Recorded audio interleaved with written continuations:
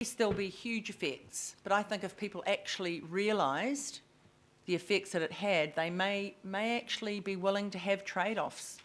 So, for that reason, I'm going to support this. But as long as Councillor Sayers means that it doesn't replace what we're doing, but it's another option to consult on. Is that? Can I ask you through you, Mr. Mayor, if that's the case? As I read the amendment, it says that it doesn't replace the 2.5, but says that you should also explore 2%. Yes, thank you. But So that's, I think the consultation document will probably spell that out anyway. thank you. Councillor Newman. Your Worship, the Chair of the Finance and Performance Committee gave a statement this morning which I noted, which was around what the long-term plan scenario was, which was 3.5%. We are, with the Mayor's proposal, at variance with the long-term plan. That's fine. The Mayor's fully entitled to do that. It's the Mayor's prerogative. I've been waiting for Councillor Clow to put his amendment that we should go back to the long-term plan scenario. It hasn't been forthcoming. Maybe it should be forthcoming. If we're adding scenarios into the consultation, it should be there. What we got was a question of Councillor Sayers, which I thought was a bit unfair, but I've been waiting for the amendment, and the amendment never came from the Chair of the Finance and Performance Committee. But Mr. Chair, Your Worship, what we are talking about is a public consultation, and it is entirely appropriate for Councillor Sayers to put up for debate an option for consultation. I would like the community to be well aware of the pain that comes with achieving a 2% rate increase. Because one thing that we don't do well in local government, in my view, Your Worship, is price the pain to the community. We make promises, we make commitments, we pass budgets, but we are some way removed from the pain of the consequences of those budgets. And that's a problem. I think that the savings that would be required have not been fully identified, and they would be extremely painful. And they would go beyond the efficiency opportunities within the organisation, and they would affect frontline services. I've got a different scenario again. My view is that we probably need to be looking at the savings on a 2% scenario, simply so that we can start to free up capital for our CapEx program. Because I have a real concern about how we fund forward CapEx, as well as the consequential OpEx, as well as the renewal of infrastructure, as well as an adjustment to levels of service in certain areas, particularly in relation to transport for existing communities. And that can only be afforded, Your Worship, if we're going to keep rates down, by probably a combination of alternative revenue sources as well as savings within the organisation.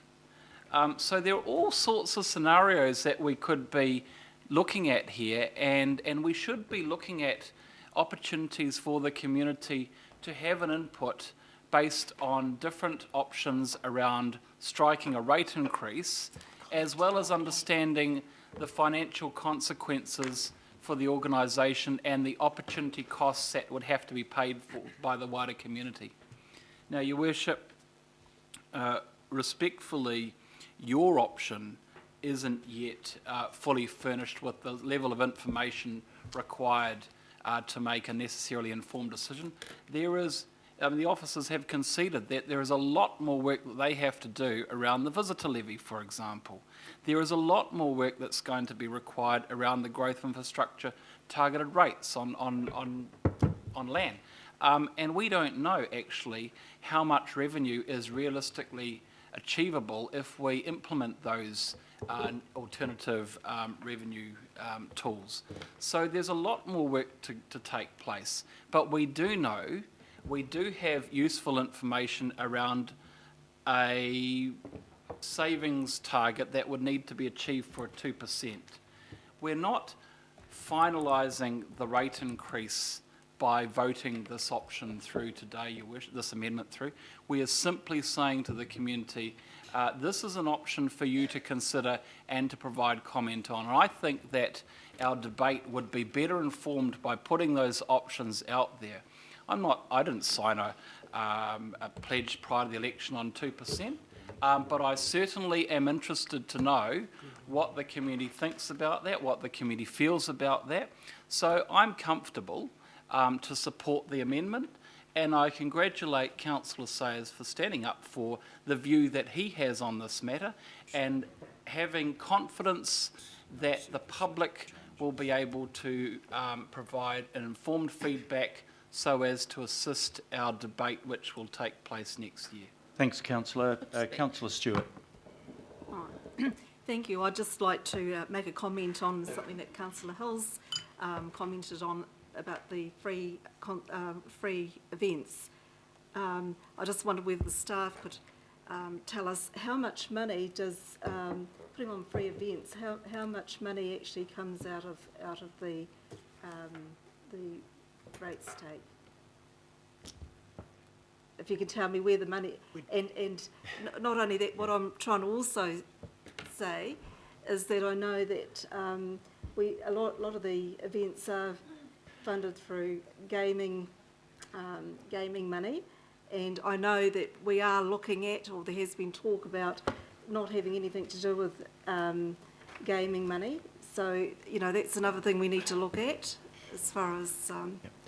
Thank you. It's unusual to have questions in the middle, but if you can answer that quickly, please. So, through the Chair, your direction probably, not at my fingertips, but we could have people look at that in the background over the next half an hour or so. Thank you. It's just that, being on council through Manukau, and I think Councillor Philippine will remember, we used to always have breakdowns that we could actually see where the money is actually spent, and that's something that we haven't really done very well, I don't think, in this council, and I just. Sorry, through you, Chair, I just wanted to it's $600,000 is what the regional grants money we have for events. There's $600,000, so that's just the beginning. Thank you for that point of information. Councillor Simpson. Thank you, Your Worship. Look, I'm a bit torn actually, because I was happy to support, as you're well aware, a 2% rate rise as a tangible commitment to my belief that we could do more with less. I suppose since I have been outside this room and inside this room, I have seen from the information provided to me that one of the reasons that our infrastructure is so behind for where we are today, let alone the future, is that there have been people sitting around this table keen to keep the ratepayer happy, so go for something really, really low, and as a result, we're not even standing still where we should be, let alone planning for the future.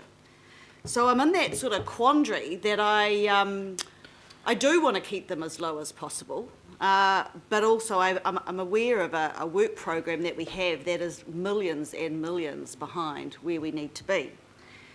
Having said that, the real question that no one has brought up right now, and it's a question I want to ask Sue, I'm looking at that scenario where we took everybody through the 2.5, the 2 and the 3.5, it's the debt to revenue ratio. Because no matter what happens, if we hit that 2% next year, I want to know what that does potentially to the watchdogs behind Standard & Poor, and does that put us on that watch and potentially put this council millions and millions in interest rate? It will. Put us on credit So, on credit watch, because I think that's a real key point. And while you're thinking of that answer, I want to take it a step further. I also believe that people need a choice. Now, their choice they have made, Your Worship, is anew, with a mandate for 2.5%. But at the end of the day, there's, in the democratic makeup of my body, there is always we should always give people a choice. And at the moment, with just 2.5, we're not giving anybody a choice. So I'm struggling a little bit here, you know, and I'm sort of leaning to the fact that there's nothing wrong with giving people a choice. The key is to having the material that people read so they clearly understand what they're signing up for. And I think that would be really important. But just go back to the question. Sue, please. Yeah, Sue. Thank you. Through the Chair, I can approach the answer to your question, Councillor Simpson, in this way. Firstly, has been tabled this morning by Chief Executive a reminder that we operate our operating budgets must be maintained on a balanced basis, on a forecast basis. What we do each year, again, is that we calculate the amount of non-rating revenue that we expect to receive. We calculate our cost line, which is the operating costs of running the organisation, delivering the service, our interest and borrowing costs and cash funding depreciation.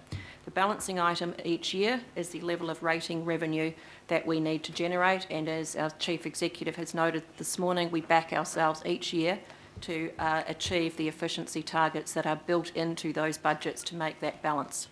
So to answer your question, if you were to look at a 2% rate rise, and you've heard the numbers that have been mentioned this morning, the choices that we need to look at are not limited but include the following, is that we need to look at increasing the level of non-rating revenue.